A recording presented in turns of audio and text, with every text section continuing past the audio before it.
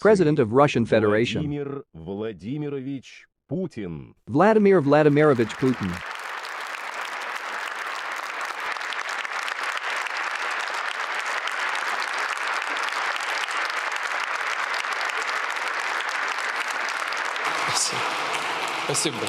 Thanks a lot. Good afternoon.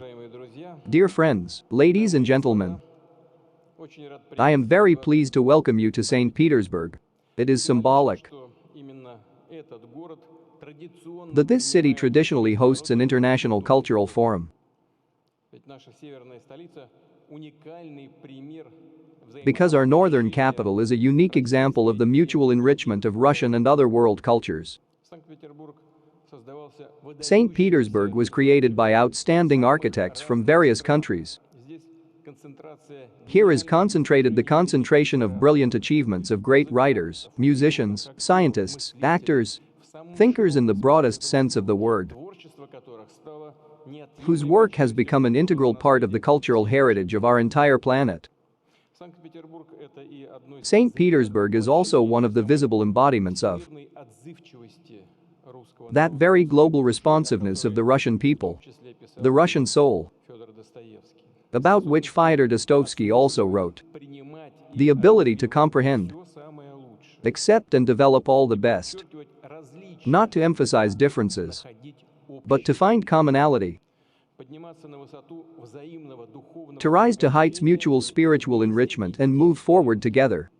It is precisely these principles that have been close to Russia and our people from time immemorial, a country civilization that carefully preserves the languages and traditions of all the peoples inhabiting it, and it represents a unique unity of many original cultures. The experience of the thousand-year history of our country convincingly demonstrates that cultural diversity is the greatest blessing, and the interaction of cultures is one of the conditions for stable and peaceful development. Indeed,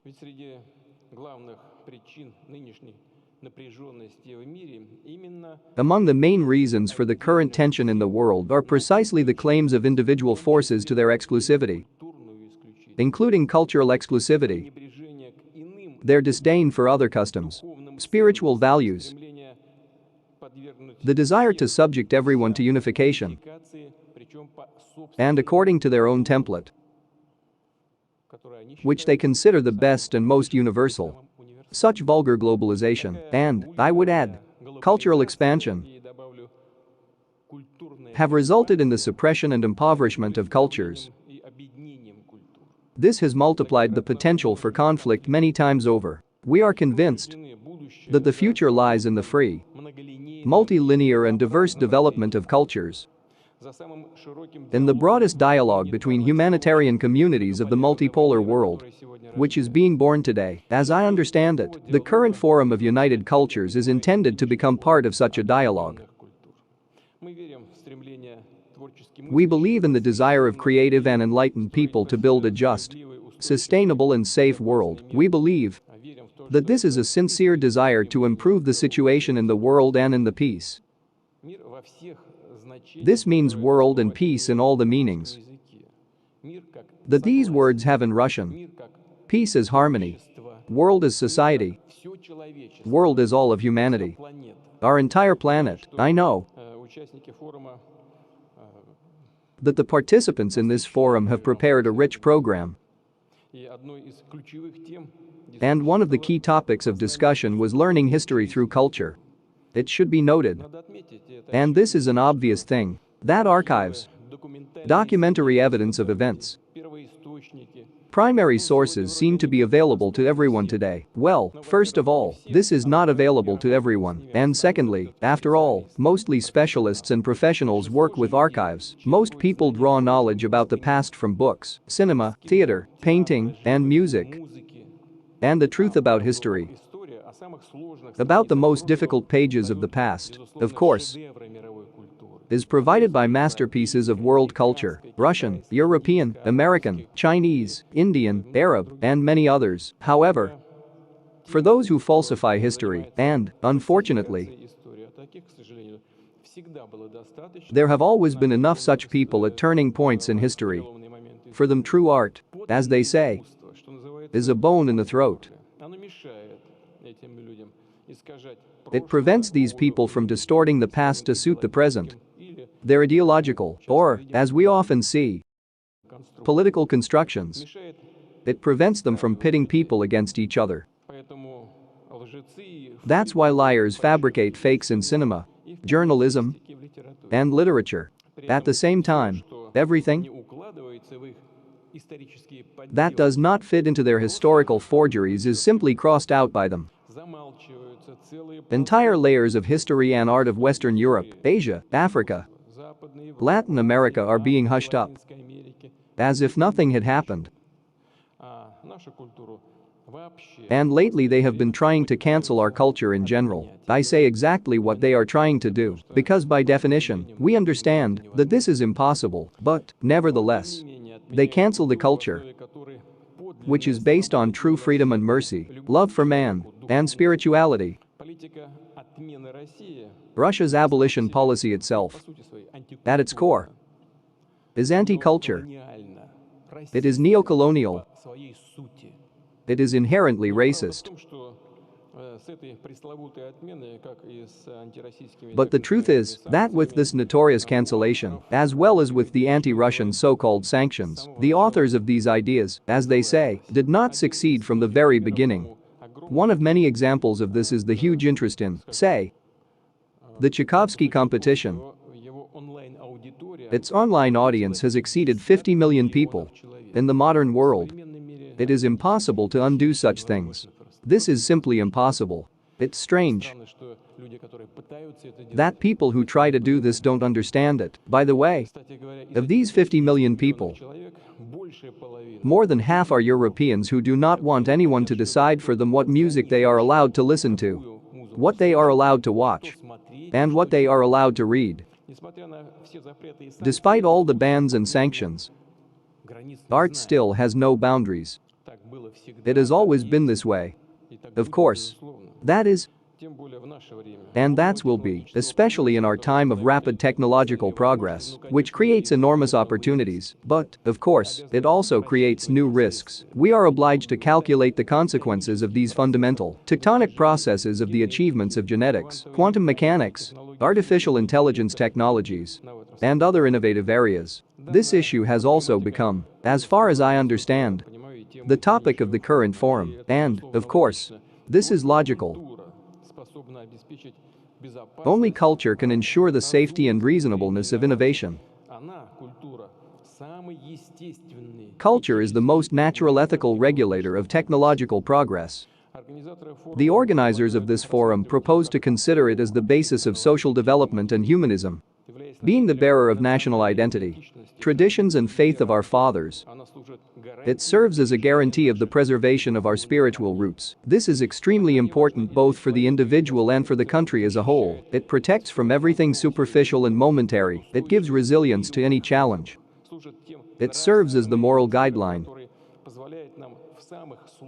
that allows us to remain human in the most difficult conditions.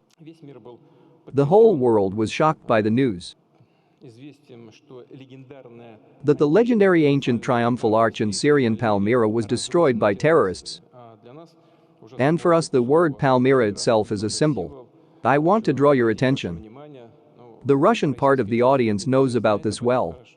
I will say this to our friends and guests from abroad. The fact is that from time to time some people call the city in which we are now northern Palmyra, St. Petersburg.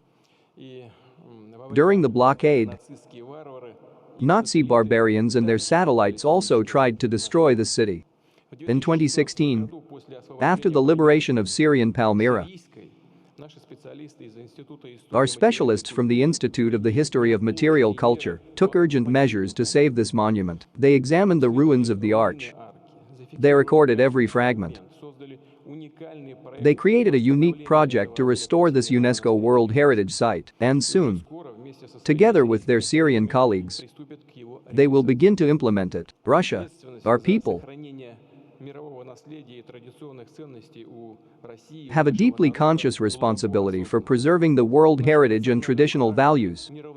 Our national character lies in indifference to the pain of others and the desire for justice, as well as concern for preserving our common heritage. Now I mean the Russian language.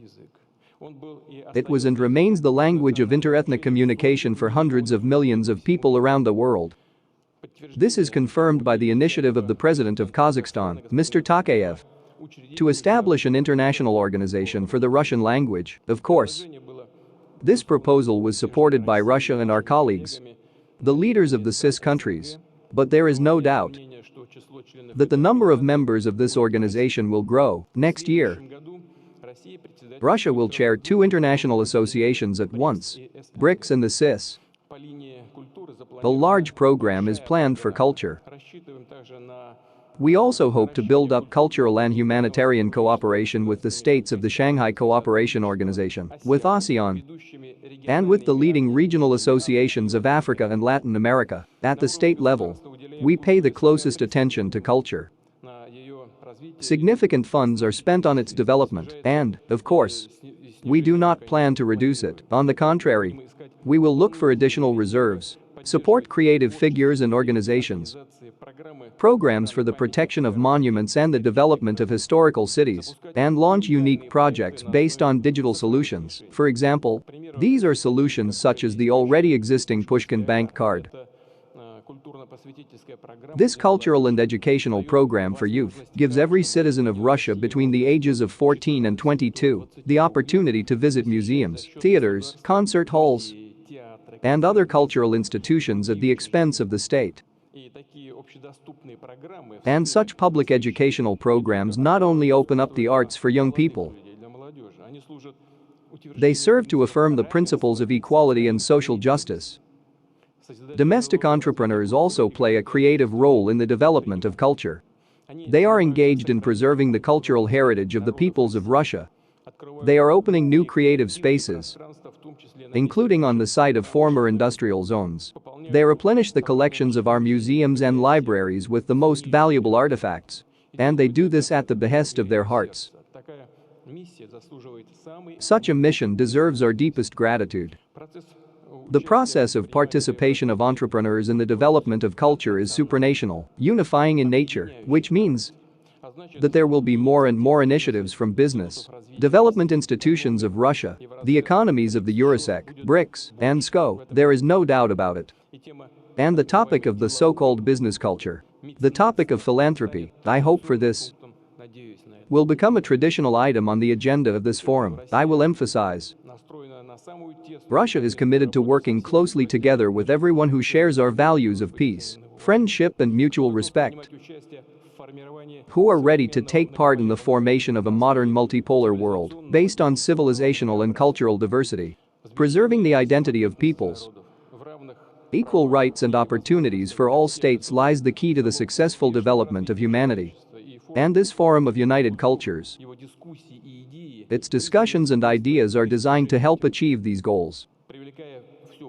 By attracting more and more established and young creative figures, teachers, scientists, entrepreneurs and philanthropists,